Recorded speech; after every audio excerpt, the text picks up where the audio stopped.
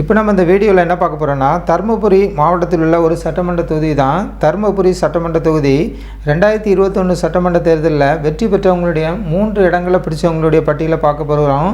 யார் வெற்றி பெற்றான்னா பாமக சார்பாக வெங்கடேஸ்வரன் அவங்க போட்டியிட்டு 1,05,630 ஓட்டு வாங்கியிருக்காங்க.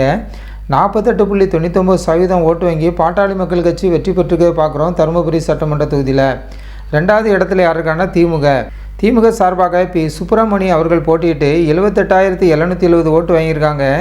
36.53% ஓட்டு வாங்கி திமுக 2வது இடத்துல இருக்கிறத பார்க்குறோம். 3வது இடத்துல யார் இருக்கான்னா அமமுக சார்பாக கே ராஜேந்திரன் அவர்கள் போட்டியிட்டு 11,226 ஓட்டு வாங்கியிருக்காங்க. 5.21% ஓட்டு வாங்கி 3வது இடத்துல இருக்காங்க அம்மா மக்கள் முன்னேற்ற கழகம்.